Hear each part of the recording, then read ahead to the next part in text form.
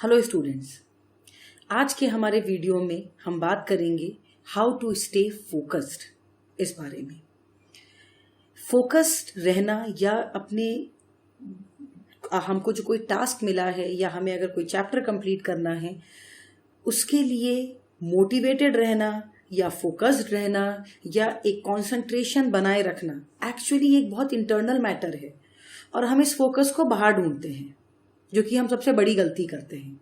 तो आज मैं ऐसे ही कुछ टिप्स आपको बताऊंगी, कुछ अपने एक्सपीरियंसेस शेयर करूंगी कि कैसे आप अपने स्टडी में या अपने वर्क में फोकस रह सकते हैं। ठीक है, तो स्टार्ट करते हैं। जैसा कि आपको स्क्रीन पे दिख रहा होगा, एक कैलेंडर दिख रहा है। कितनी बार एक्चुअली आप पासिंग डेट्स को ध्यान से देखते हैं और ये सोचते हैं कि जो काम मैंने कल के लिए या आगे आने वाले किसी टाइम में, it be a month, a quarter, a fortnight, whatever, जो भी डेडलाइन है, कितनी बार आप उस डेडलाइन को देखते हैं कि मैं कितनी दूर, कितने दिन मेरे पास अब बस हाथ में बचे हैं जब मुझे ये टास्क या ये चैप्टर या कोई भी एक सिलेबस कंप्लीट करना है। कितनी बार आप ऐसा करते हैं? ये क्वेश्चन अपने आप से पूछिए। और अगर नहीं करते हैं तो मेरा सजेशन है कि आज से, अभी से इस आदत को डालें। आपके हाथ में मोबाइल है तो मोबाइल में भी कैलेंडर का इनबिल्ट ऐप होता है, फीचर होता है। नहीं तो एक कैलेंडर एक्चुअली आपके रूम में या जो आपका वर्क स्पेस या जो स्टडी स्पेस है वहां पे जरूर आप एक कैलेंडर रखिए। इससे आप फोकस्ड रहेंगे। आपको ये पता रहेगा कि आज आप अपने डेडलाइन से कितनी दूर हैं और अगर आप लैग कर रहे हैं तो आप उस पर कंट्रोल कर सकते हैं। आप जल्दी जल्दी अपने काम को करेंगे और ज्यादा एफिशिएंट होंगे अपने काम में या अपनी स्टडीज में ज्यादा एफिशिएंटली आप काम करेंगे। तो सबसे पहले टिप कि आपके पास हमेशा एक कैलेंडर होना चाहिए और आपकी डेडलाइंस सेट होनी चाहिए। ठीक है, now coming to the important point. एक डेजिग्नेटेड स्टडी स्पेस या वर्क स्पेस आपका होना चाहिए, जैसा कि आपको स्क्रीन पे दिख रहा होगा। और वो स्टडी या वर्क स्पेस क्लीन और क्लियर होना चाहिए, एज इन कि अगर उस स्टडी स्पेस में बहुत ज्यादा क्लटर है, बहुत ज्यादा अगर सामान है जो अनवांटेड है, तो वो आपको डिस्ट्रैक्ट करता है। ये कभी नहीं होना चाहिए। एक बार पढ़ते हैं और जो लिखी हुई बात है उसे एब्जॉर्ब करते हैं। क्या लिखा है? Always have a designated study or workspace with lowest distractions. वहीं पे आपका म्यूजिक प्लेयर रखा है, वहीं पे आपकी बेल्ट रखी हुई है, वहीं पे वॉलेट रखा है, वहीं पे टाई रखी है, वहीं पे और अननेसेसरी आइटम्स अगर रखे हैं तो क्या होगा? आप जो मेन आपका जो आप पढ़ाई कर रहे हैं, जो बुक आपकी है, वो तो छुप जाएगी कहीं और जो बाकी सारा क्लटर है उस पर आपका ध्यान जाएगा। कहीं ना कहीं अनकॉन्शियसली या सबकॉन्शियसली ये ना नॉइस की तरह एक्ट करता है हमारे ब्रेन के लिए। हमारा ब्रेन फोकस नहीं कर पाता ऐसे में। More over, clear the clutter and only keep the essentials on your desk. अगर कोई स्टूडेंट जो अपने लिए कोई सिलेबस या कोई पोर्शन कंप्लीट करने के बारे में सोच रहा है, उसकी डेस्क पे चार्जर, हेडफोन्स या ऐसे और अननेसेसरी आइटम्स क्यों होने चाहिए? आपके लिए क्या जरूरी है? स्केल, पेन, पेंसिल, इरेजर, कुछ और variety of pens, highlighter, sticky note, that's it. और अगर आपका प्रैक्टिकल पेपर है तो कैलकुलेटर। और आपका जो भी किताबें हैं वो आर दी एसेंशियल थिंग्स। बस वही आपकी टेबल पे होना चाहिए। यहाँ बिस्किट के पैकेट्स पड़े हैं, चिप्स के पैकेट्स पड़े हैं, अनवांटेड स्टफ पड़ा हुआ है, वो आपको सिर्फ और सिर्फ डिस्ट्रैक्ट करेगा। ठीक है, एक और इम्पॉर्टेंट बात, मैंने स्टूडेंट्स में ये एक आदत देखी है। हम पढ़ रहे हैं, मान लो टैक्स लॉस, बाजू में रखी है कंपनी लॉ की बुक, वहीं बाजू में ज्यूरिस्प्रूडेंस की बुक रखी है, वहीं बाजू में ऑडिट की बुक रखी हुई है। इससे क्या होता है? अब हम अकाउंट्स के प्रॉब्लम्स बना रहे हैं, कैलकुलेशन करने टाइम पे हमने ऐसे नजर ऊपर करी और हमारा ध्यान कंपनी लॉ की बुक पे चला गया। कंपनी लॉ की बुक से आपका ब्रेन इमीडिएटली क्या करेगा? जैसे ही वो उसे देखेगा, अरे इसके प्रोफेसर ने तो ये होमवर्क दिया था, ये होमवर्क मुझे कंप्लीट करना था, अब क्या करूं? एक काम करता हूं, पहले कंपनी लॉ का होमवर्क कंप्लीट कर लेता हूं। कंपनी लॉ का जैसे ही आपको ख्याल आया तो आपको ये लगा अरे सर डांटेंगे, इतना गंदा आंसर कैसे लिखा, पहले ड्राफ्टिंग पढ़ लेता हूं। अब क्या हुआ पता है, आपने कुछ भी कंप्लीट नहीं किया, बस आपका जो माइंड था वो क्या होता रहा, लिंगर करता रहा यहां से वहां, और कुछ भी काम कंप्लीट नहीं हो पाया।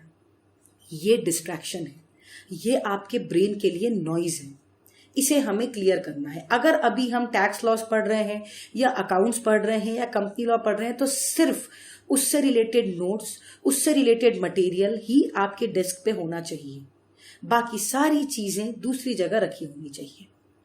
ठीक है, तो पहला इंपॉर्टेंट टिप। दूसरा, always keep your study space separate from your relaxation space.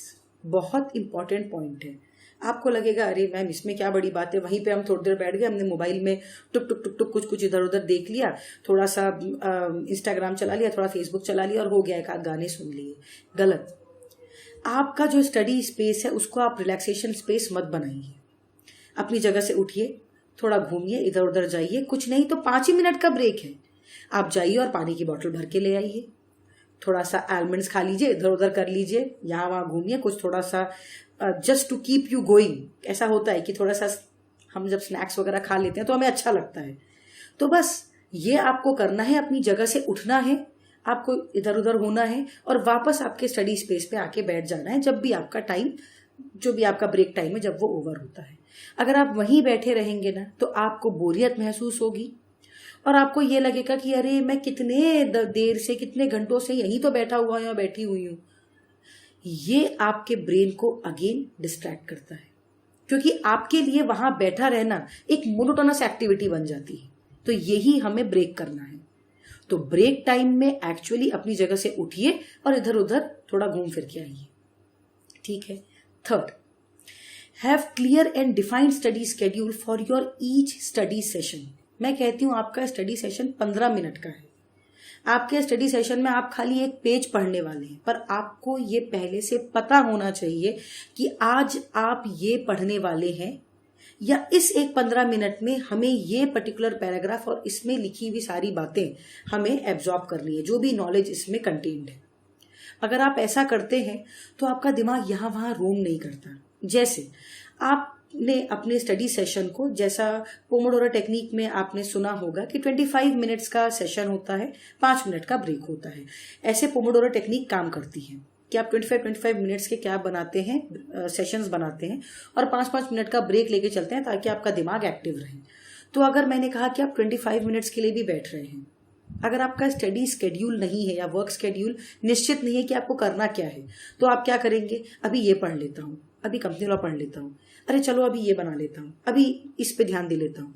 तो उन 25 मिनट का जो टाइम था उसके 15 मिनट तो ये डिसाइड करने में चला गया कि आपको एक्चुअली करना क्या था इस 25 मिनट में। और वो जो बचे हुए अब जो 10 मिनट हाथ में बचेंगे, थोड़े से आ जाएंगे, उसमें आपको गिल्टी ट्रिप हो जाएगा। तो जो हमारा स्टडी सेशन होता है वो स्टडी सेशन पहले से डिफाइंड होना चाहिए और उसकी स्केड्यूलिंग प्रॉपर होनी चाहिए। ठीक है। नेक्स्ट आता है लिमिट द बैकग्राउंड नॉइज और वॉइसेस। अब कुछ लोग के पास ये ऑप्शन होता है या वो लकी इनफ होते हैं कि जहां उनके बैकग्राउंड में कोई नॉइज नहीं होता या कोई अनवांटेड वॉइसेस नहीं होते। पर अगर आप किसी सोसाइटी में रहते हैं या आप जॉइंट फैमिली में रहते हैं तो हर बार ये पॉसिबिलिटी रूल आउट नहीं की जा सकती। आप हॉस्टल में रह रहे हैं, अब वहां फ्रेंड्स आपके हिसाब से थोड़ी ना चलेंगे, वो तो भाई अपनी मस्ती मजाक कर रहे हैं। तो ऐसे में आप क्या करें, कोशिश करिए। अब ये टेक्निक देखिए हर एक के लिए काम करे जरूरी नहीं है, पर ये मेरे लिए काम करती है और ऐसे कई सारे और भी स्टूडेंट्स हैं मेरे जिनके लिए ये टेक्निक ने काम किया है। आप कान में कोई एक मोनोटोनस साउंड लगा लीजिए। अब मोनोटोनस साउंड का मतलब ये नहीं है कि आप रिलैक्सिंग म्यूजिक सुनने लग जाए, क्योंकि अगर आप रिलैक्सिंग म्यूजिक सुनेंगे तो आपका ब्रेन वापस से शटडाउन मोड में चला जाएगा। आपको एक मोनोटोनस साउंड जिसमें किसी भी प्रकार की कोई बात नहीं कही जा रही है, कोई गाना नहीं गाया जा रहा है, खाली एक मोनोटोनस साउंड आप सुनते रहिए और इससे क्या होगा कि आप फोकस कर पाएंगे जो भी आप पढ़ रहे हैं। ये उन सिचुएशंस के लिए है जहां पे बैकग्राउंड में बहुत ज्यादा नॉइज है। कोशिश करिए कि आप किसी शांत जगह में पढ़ने बैठें, पर अगर ऐसा नहीं हो पा रहा है तो न पढ़ना तो ऑप्शन नहीं है, इससे अच्छा हम ऑल्टरनेटिवली ये कर सकते हैं कि हम बैकग्राउंड के नॉइजेस को रिमूव करने के लिए या थोड़ा कट डाउन कर देने के लिए हम अपने कान में कोई मोनोटोनस साउंड लगा लें। ठीक है। Next point, a very obvious and important requirement, अपने सेल फोन को बंद कर दीजिए या उसको इतना दूर रख दीजिए जहां पे बार बार आपका हाथ न जाए। इसलिए क्योंकि अगर वो आपकी रीच में रहेगा तो आप उठाएंगे फोन और एक नोटिफिकेशन चेक कर लेंगे। आप कहेंगे कि मैम नोटिफिकेशन चेक करने में तो 1 ही मिनट लगा। ऐसा नहीं है।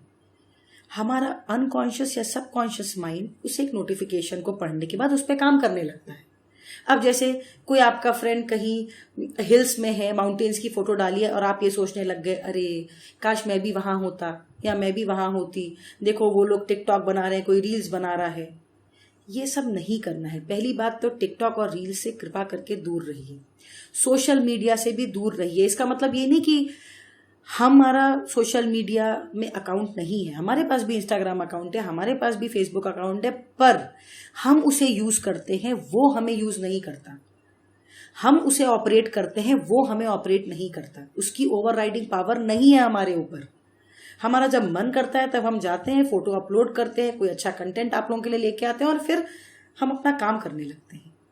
तो ये एक बहुत ऑब्वियस और एक बहुत इंपॉर्टेंट रिक्वायरमेंट है कि अपने मोबाइल के यूज को लिमिट करिए। ठीक है। Next, divide the task and take a break away from your study space. ये पॉइंट और इसके बाद वाले पॉइंट, जो अगला पॉइंट है आपका, वो बहुत जुड़ा हुआ है। ब्रेक लेने की आदत डालिए। ऐसा मत करिए कि 5 घंटे एक बार में बैठ गए हैं, क्योंकि इससे आपका ब्रेन थकेगा और कुछ नहीं होगा। आप ये सोचेंगे कि आप बहुत इफेक्टिवली पढ़ाई कर रहे हैं, आप 6 घंटा बैठ गए हैं और आपने आज बहुत कमाल कर दिया है, तो ऐसा नहीं है। 6 घंटे एक साथ अगर आप कहीं पे, आप ऐसा सोचिए कि आप दिन भर का खाना एक ही बार में खा लेते हैं क्या? कि नहीं, दिन भर की पूरा खाना एक बार में खा के बैठ जाते, दिन भर पचाते रहेंगे। ऐसा होता है क्या? नहीं। हम ह्यूमंस की बॉडी इस तरह से नहीं बनी हुई है। तो आप जो भी काम है उसको, कुछ टास्क जो भी आपका है उसको डिवाइड करिए और एक एक जो भी आपने स्केड्यूलिंग करी है, अभी हमने अर्लियर पॉइंट में ये चीज पढ़ी थी कि जो भी हमने स्केड्यूल डिसाइड किया है एक टाइम स्लॉट के लिए, उसके हिसाब से हम क्या करेंगे, उस काम को बांटेंगे और उसके बाद बीच बीच में ब्रेक लेते रहेंगे। और ब्रेक लेने का मतलब ये नहीं है, जो कि हमारा अगला पॉइंट है, कि आप मोबाइल में लग गए और उसी जगह पे बैठे हुए हैं। ब्रेक लेने का मतलब है कि आप जाइए बाहर, थोड़ी फ्रेश एयर लीजिए। This is a scientifically proven fact कि जब आप बाहर जाते हैं, फ्रेश एयर लेते हैं, आपकी बॉडी में ऑक्सीजन जाता है और आपका ब्रेन ज्यादा इफेक्टिवली काम करता है।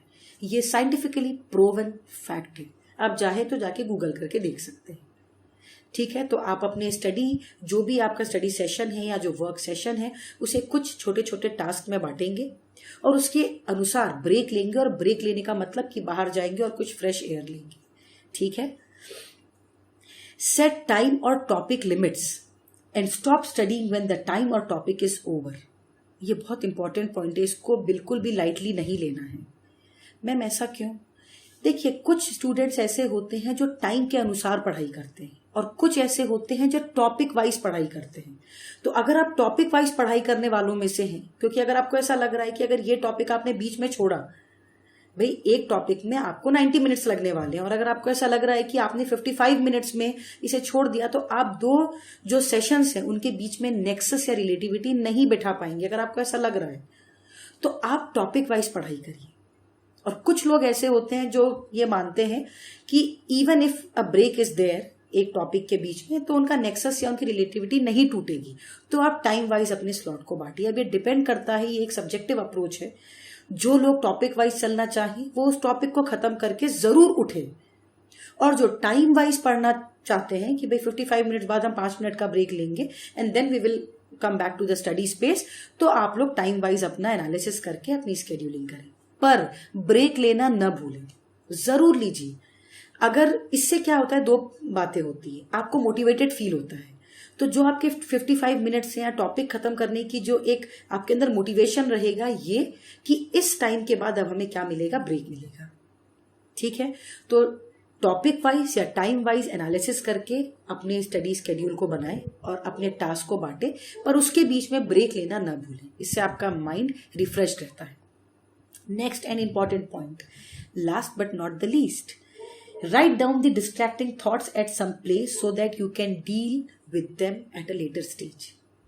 अब पढ़ने बैठे हैं ना, तो पढ़ने के टाइम पे ही हमें सारे वो इम्पोर्टेंट थॉट्स आते हैं दिमाग में कि अरे यार बिजली का बिल बटाना था, मम्मी ने ये काम बोला था, घर में पेरेंट्स ने कुछ और काम बोले हुए थे, प्रोफेसर को कुछ मेल करना था, किसी फ्रेंड को कोई बुक दे के आनी थी। सब काम ना उसी समय सूझता है। हमारा ब्रेन बड़ा ट्रिकी होता है, बड़ा बदमाश होता है। वो आपको भटकाने की कोशिश करता है पर हमें भटकना नहीं है। तो जितने भी ऐसे डिस्ट्रैक्टिंग थॉट्स आपको तब आ रहे हैं, प्यार से एक स्टिकी नोट में आप उसे लिख के रख लीजिए। आप कहेंगे मैम हम मोबाइल में लिस्ट बना लेंगे, तो बेटा अभी पढ़ा था हमने कि मोबाइल को दूर रखना है। मोबाइल में ये लिस्ट नहीं बनानी है, बाद में चढ़ा लेना मोबाइल में ये सारी एंट्रीज। अभी स्टिकी नोट में लिखो और बाजू की दीवार में चिपका दो। हमने अभी क्या किया, अपने प्रेजेंट मोमेंट की प्रोडक्टिविटी को बनाए रखा। हमने ये जितने भी डिस्ट्रैक्टिंग थॉट्स से उनको अपने दिमाग से निकाला, पेपर में डाला और दीवार में चिपका दिया। अब हमारा माइंड वापस से फ्री है, ब्रेन एकदम फ्रेश फील कर रहा है। क्योंकि आपके जितने भी ये थॉट्स, डिस्ट्रैक्टिंग थॉट्स थे, वो एक जगह पेपर में आ गए और आपने उनको सेट असाइड कर दिया है। इससे आपकी प्रेजेंट मोमेंट की प्रोडक्टिविटी बनी रहेगी। और जो काम इंपॉर्टेंट थे, जो करने थे, इसका मतलब ये नहीं कि पढ़ रहे हैं तो एहसान नहीं कर रहे हैं, काम भी करना है हमें। डे टू डे लाइफ के काम को छोड़ना नहीं है। तो ये जो हम काम कर रहे थे, जो हमें करने भी हैं ऑफिशियली, उनको हम नेक्स्ट डे पे लाइन अप कर देंगे या उस दिन पे ही जो भी हमारा टास्क रहेगा उसको हम कर देंगे। पर उस एक प्रेजेंट मोमेंट में हम इन थॉट्स को परेशान नहीं करने देंगे खुद को। ठीक है। इस वीडियो की शुरुआत में हमने क्या देखा था कि हमारे पास कितना टाइम है। हमने कैलेंडर में देखा था ना कि भाई इतना टाइम है, इतने डेज है, इतने टाइम में हमने ये अलॉट किया। And ended up realising by staying focused, इस वीडियो के एंड पे पहुंचते तक आपने क्या रियलाइज किया, that how to utilise every second of the day. अगर आप ये इमेज को ध्यान से देखें तो इसमें घर भी बना हुआ है, इसमें एक कॉफी मग भी बना हुआ है, इसमें स्क्रीन भी बना हुआ है और इसमें टेलीफोन भी बना हुआ है। आपसे ये नहीं कहा जा रहा है कि आप पूरी दुनिया से कट जाइए या आप अपने घर वालों से बात मत करिए या आप कॉफी पे आउटिंग पे मत जाइए। बिल्कुल जाइए, सब कुछ करिए, पर सेंटर में देखिए क्या बना हुआ है। एक बल्ब जो कि एक ये चीज रिप्रेजेंट कर रहा है कि अगर आप फोकस्ड रहते हैं तो आप ये सारे काम भी इक्वली कर सकते हैं। एंटरटेनमेंट के काम, घर वालों से बात करना या आउटिंग पे जाना, सब कुछ हो सकता है, इंक्लूडिंग योर स्टडीज और योर वर्क। फोकस रहने से आप अपने टाइम को बहुत इफेक्टिवली मैनेज कर सकते हैं। जो आज की जनरेशन में बहुत ज्यादा देखा जा रहा है कि करना बहुत कुछ है, आपके एम्स, आपके एस्पायरेशंस बहुत ज्यादा हैं, पर यह हो जाता है कि एंड टाइम पे आपके पास टाइम कम पड़ जाता है। आपके पास भी वही 24 घंटे हैं जो मेरे पास है, या वही 24 घंटे हैं जो एलॉन मस्क के पास है, या ऐसे बहुत बड़े बड़े एंटरप्रेन्योर्स हैं, बिजनेसमैन हैं जो अपने 24 घंटे का इस्तेमाल बहुत बखूबी कर रहे हैं और वो उनकी सक्सेस से दिखता भी है। तो वो ऐसा क्या करते हैं, तो वो यही टिप्स फॉलो करते हैं। कहीं ना कहीं से उनने भी ये नॉलेज एक्वायर करी है, कुछ यूट्यूब के वीडियोस देख के, कुछ किताबें पढ़ के। तो हमने आपके लिए क्या किया है, उन सब ज्ञान को इकट्ठा करके आपके लिए इस वीडियो में ला दिया है। लाइफ के ये 20 मिनट अगर निकाल के इस वीडियो को आपने पूरा देखा है तो बहुत अच्छा किया है, क्योंकि आपको बहुत सारे इंसाइट्स मिले होंगे इस वीडियो के थ्रू। Hope I have done justice to this video. आपको ये वीडियो अच्छा लगा होगा। अगर लगा है तो प्लीज सब्सक्राइब दी चैनल, ताकि हम और ऐसे नॉलेजेबल कंटेंट आपके लिए ला सकें। आपको ये जो पूरे टिप्स थे अगर अच्छे लगे हों तो प्लीज कमेंट करके मुझे बताइए। और अगर आपको और भी कुछ ऐसा डिस्कशन मुझसे करना हो तो प्लीज कमेंट करिए, मुझसे पूछिए। मैं पूरी कोशिश करूंगी कि मैं आपके लिए और बहुत कुछ अच्छे कंटेंट्स ला सकूं। Thank you.